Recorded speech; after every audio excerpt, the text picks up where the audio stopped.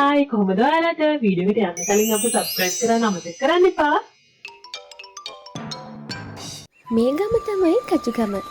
මේ ගම හරිම ලස්සනයි. හැබැයි මේ ගමේ ඉන්නවා චෝටි කියලා ගෑනු ළමෙක්. එයාට නම් අද එච්චර සතුටු දවසක් නෙමෙයි. මොකද දන්නවද? අද චෝටිගේ ගෙදර උයන්න හාල් ඇටයක්වත් නැහැ. චෝටිගේ තාත්තා නැහැ.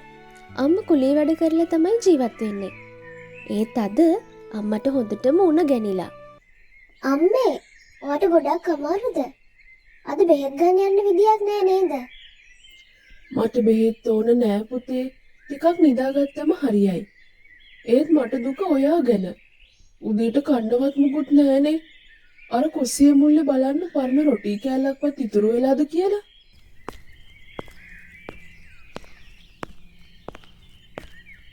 මේක අම්මට දෙන්න ඕන. ඒත් අම්මා කන එකක් නෑ. මම බොරුවක් කියන්න ඕන. අම්මේ, මම රොටි කෑවා. මේක අම්මා කන්න. බෙහෙත් බොන්න කලින් මොනවා හරි කන්න එපේ. මම කැලේ පැත්තටින් බලන්න වැටුණු පොල් ගෙඩියක්වත් තියෙනවද කියලා.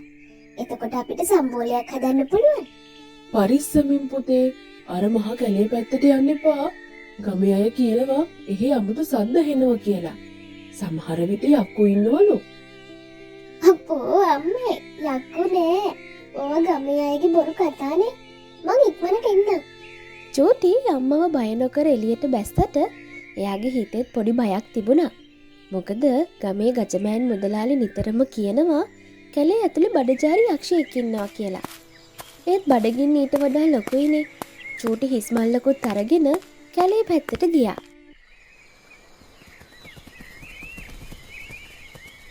සයිමන්, අද රැට මට මස් කරියක් ඕන. අර කැලේ පැත්තේ අනේවුන්ට කියන්න හොඳ උරුමස් ටිකක් ගේන්න කියලා. මුදලාලේ, මිනිස්සු දැන් කැලේ යන්න බයයිනේ. අර බඩජාරි අකා ඉන්නවා කියනවානේ. බඩජාරි අක්කා? බොල මෝඩයෝ. ඕවා මම හදපු කතා. මිනිස්සු කැරේට ගියොත් මගේ වත්තේ පෝල් ටික, කජු ටික එයාලා කඩාගෙන යනවා. ඒකයි මම යක්කෝ ඉන්නවා කියලා බොරුම ප්‍රතිරෙව්වේ. එතකොට බඩු ටික මගේ විතරයිනේ. චෝටි මේ කතාව අහගෙනයි යන්නේ. එයාට මුදලාලි ගැන තරහක් ආවා. ඒත් එයා මුකුත් නොකිය ඉක්මනට කැලේට රිංගුවා. එයා හිතාගෙන ඉන්නේ කැලේ යකෙක් නෑ කියලා. ඒත් එයා දන්නේ නෑ අද ඒ කැලේ ඇතුලේ ඇත්තටම කවුද ඉන්නේ කියලා. කැලේ ඇතුළ හරිම අඳුරුයි. ලොකු ගස්වල මුල් හරියට නයි වගේ පොළවේ දුවලා. චෝටි බිම වැටුණු කජු ඇහිදිනවා. එයාගේ මල්ලට කජු ටිකක් එකතු වුණා. ඔන්න එක පාරටම ගස් හෙලවෙන සද්දයක් ඇහෙනවා. දඩබඩ ගාලා පොළව හෙල්ලෙනවා. ඒ මොකද ඒ සද්දේ? අලි රංචුවක්වත් එනවද? චෝටි ලොකු ගහක් පිටිපස්සේ හැංගෙනවා. එතකොටම ගස් දෙබෑ කරගෙන ඉස්සරහට එන්නේ අලියෙක් නෙවෙයි. අමුතුම සතෙක්. නෑ සතෙක් නෙවෙයි. මෙයා නිල් පාටයි. ඇඟේ මයිල් පිරිලා. බඩ හරියට ලොකු රබන් ගෙඩියක් වගේ ඉස්සරහට නෙරලා. ඔළුවේ පුංචි අන් දෙකකුත් තියෙනවා. කටේ දත් දෙකත් එළියට ඇවිත්. හැබැයි මූණේ තියෙන්නේ බය හිතෙන පාටක් නෙමෙයි. හරිම විහිළු සහගත මෝඩ පාටක්. මේ තමයි බෝලා යකා. අම්මෝ, බඩගිනි. බඩ පණුව කබඩි ගහනවා. අද එක මිනිස්සෙක්වත් නැහැ මේ කැලේ. මම මොනවද කන්නේ? ගල් කිඩි කන්නද, පස් කන්නද? චෝටි බයෙන් ඇහෙනවා. යකෙක්? ඇත්තටම යකෙක්. හැබැයි මේ යකා දිහා දැක්කම චෝටිට බය හිතුනට වඩා hina යන්න ආවා. මොකද යකා ඇවිදින්නේ හරියට තාරාවෙක් වගේ පැද්දි. චෝටි හැංගෙලා ඉන්න ගහට යකා හේතු වෙනවා. යකාගේ බරට ගහ හෙල වෙනවා. එතකොටම චෝටිගේ අතේ තිබුණ කජු මල්ල බිමට වැටිලා තඩස් ගාලා සද්දයක් එනවා. ඔන්න එතකොට යකා ගැසිලා පනිනවා. අම්බෝ, කවුද ඒ? කවුද මට ගහන්න හදන්නේ? මම අහිංසක යකෙක්. බය වෙන්න එපා. මම පොඩි ළමෙක්. පොඩි එකෙක්ද? මම බය වුණේ නෑ. මං නිකම් බැලුවේ ඔයා බය වුණාද කියලා. මම තමයි මේ කැලේ රජා, බූලා යකා. මං උඹව කනවා. ඔයා මාව කෑවට බඩ පිරෙන්නේ නෑනේ අකෝ. මම කෙට්ටුයිනේ. බලන්න මගේ ඇඟේ මස් නෑ. ඇත්ත තමයි. ඔයා නිකම් කෝටු කෑල්ලක් වගේනේ වැඩත් නෑ මට හොඳ මහත මනුස්සෙක් ඕන. අනේ මට බඩගිනිය ළමයෝ ඔයාලම කන්න මුකුත් නැද්ද? යකෙක් වෙලා ඉපදුනත් බඩගින්න කාටත් පොදුයි. චූටිගේ හිතේ තිබුණේ පුදුම කරුණාවක්. එයා තමන්ගේ සාක්කුවේ තිබුණ අර වේලිච්ච රොටි කෑල්ල එළියට ගත්තා. ඒක එයා අම්මා වෙනුවෙන් ඉතුරු කරපු එක. ඒත් දැන් මේ යකාට ඒක වැඩියෙන් ඕනි වගේ. මගේ ළඟ මේ රොටි කෑල්ල විතරයි තියෙන්නේ යාළුවා. ඔයා මේක කන්න. ෂාහා රොටි මම ආසම කෑමක්. ඔයා මාර කිල්ලෙක්නේ. ඔයාට කන්න නැති වුණත් මට කන්න දුන්න. ඔයාගේ නම මොකක්ද? මම චූටි. අපේ ගෙදර කන්න මුකුත් නෑ බෝලා. අම්මා ලෙඩින්. මම මේ කජු ටිකක් හොයන්න ආවේ. මොකක්? ඔයාගේ අම්ම බඩගින්නද? නෑ නෑ මම ඉද්දි මගේ යාළුවෙක්ට බඩගින්න ඉන්න දන්න බෑ. එන්න මාත් එක්ක. බූලා චූටිව එක්කගෙන කැලේ මැද තියෙන ලොකු ගල් ගුහාවකට යනවා. එතන පරණ පෙට්ටි මැජික් දේවල් පිරීලා.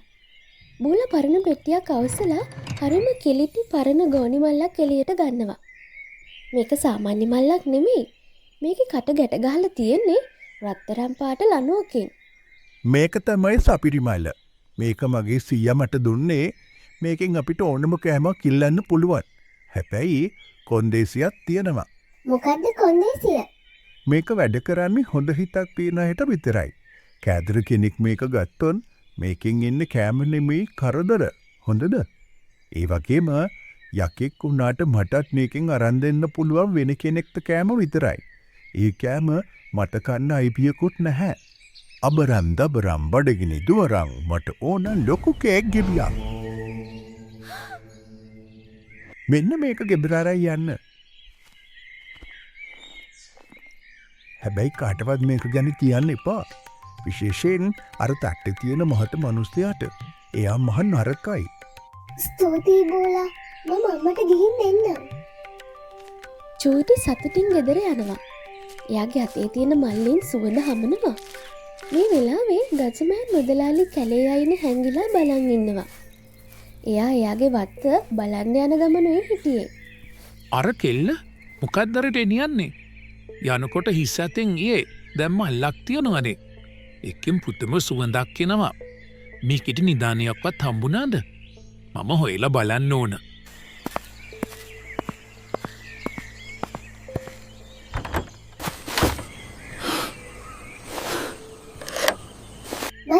මල්ලේ මගේ අම්මට උණු බත් එකකුයි පරිප්පුයි මාළුයි ඕන.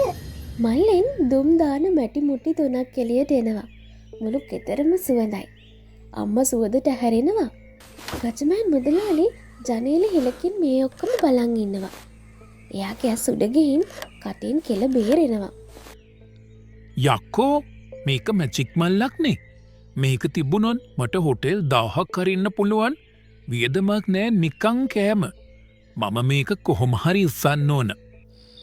එදා රෑ චූටි අම්මයි හොඳට කාලා බීලා සතුටින් නිදාගෙන ඉන්නවා. මල්ල තියලා තියෙන්නේ මේසෙ උඩ. ගජමෑන් මුදලාලි එයාගේ ගෝලයා සයිමන් හොරු වගේ කළු හැදුම් ඇඳගෙන ජනේලෙන් පනිනවා. සයිමන් බයෙන් වෙවුලනවා. මුදලාලි මේක පව් වැඩක් මේද? අහිංසක ළමයාගේ මල්ලනේ. කටවහ ගන්නවා පවුන් නැහැ මම පොහොසත් වුණාම මෙයාලට පහන් ගෙඩියක් බෙනවා දැන් ඔන්න ඕක ගන්න.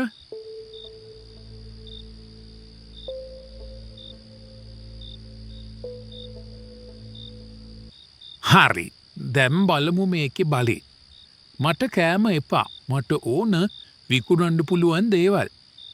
ඒයි මල්ල මට දීපන් රත්තරම් පාට දේවල් ගොඩාක් දේවල් නවතීම නැතුව දෙන්න ඕන. ගජමෑන් වැරැද්දක් කළා. බූල කිව්වේ මේකෙන් ඉල්ලන්න පුළුවන් කෑම විතරයි කියලා.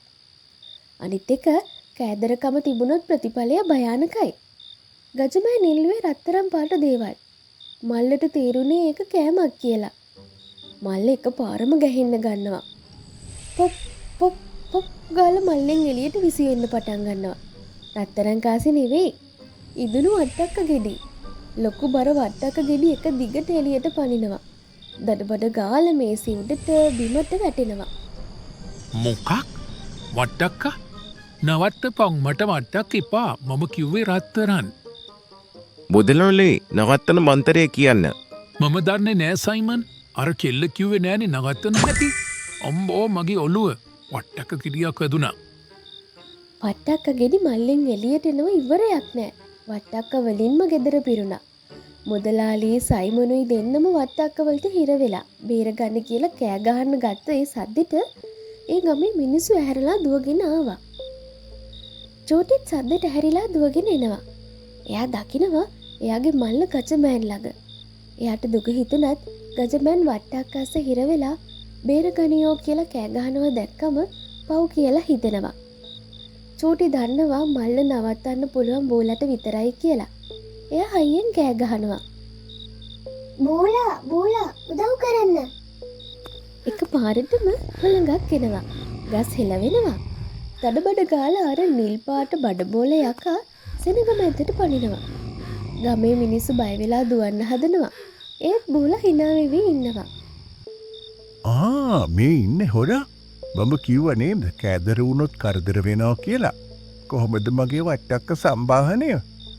අනේ අක්කෝ මාව බේරගණ්ඩ මම අය හොරකං කරන්න නෑ. මම මගේ දේපල් ඔක්කොම දෙන්නම්. බෝලා අනේ එයාව බේරගන්න එයා මැරෙයි. හරි යාළුවා කියන නිසා කරන්න. බෝලා මල්ලෙ ළඟට ගිහින් හොප් කියලා පිඹිනවා. මල්ලෙ කට වැහෙනවා. වට්ටක්ක එන එක නවතිනවා. මිනිස්සු ඇවිත් ගජමෑන්න එළියට ඇදිනවා. එයා හොඳටම තැලිලා. බය වෙන්න එපා. මම නරක යකෙක් නෙමෙයි. මම චූටිගේ යාළුවෙක්. මේ මුදලාලි තමයි ඔයාලට මම ගැන බොරු කියලා බය කළේ. එයාට තනියම කැලේ බඩු ගන්න ඕන නිසා. ඒනම් මුදලාලි තමයි මේ බොරු ගෙතුවේ. අපිව රැවැට්ටුවා. ගජමෑන් ලැජ්ජාවෙන් බිම බලා ගන්නවා. එයා පොරොන්දු වෙනවා ආයෙ කවදාවත් ගමේ අයට කරදර කරන්නේ නෑ කියලා. බෝලා මල්ල අරන් චූටිට දෙනවා. චූටි මේක ඔයා තියාගන්න එපා. මේක තිබුණොත් ආයෙත් කවුරු හරි හොරකම් කරයි. මම මේක ආපහු ගෙමියනවා. හැබැයි ඔයාගේ අවංකකම නිසා මම ඔයාට වෙන තෑග්ගක් දෙන්නම්. බෝලා අත දික් කරනවා. එයාගේ අතින් රත්තරන් පාට එළියක් හැවෙත් චූටිගේ ගෙදර වත්තට වැටෙනවා. එක පාරටම වත්තේ තිබුණ මැරිච්ච ගස්වලට පණ එනවා. පළතුරු ගස් එළවලු හිරෙන්න හැදෙනවා. ගෙදර වහලේ හිල් මැකිලා යනවා. දැන් ඔයාට මැජික් මල්ලක් ඕන නෑ. ඔයාගේ වත්ත සරුයි. මහන්සිලා වැඩ කරන්න. ඕන වෙලාවක මම එන්නන් රොටී කන්න. ස්තුතියි බෝලා. එදා ඉදන් කජගම මිනිස්සුන්ට යක්කු ගැන තිබුණ බය නැති වුණා. ගජමෑන් මුදලාලි හොඳ මිනිස්සෙක් වුණා. චූටි අම්මයි තමන්ගේ වත්තේ වගා කරගෙන සතුටින් ජීවත් වුණා.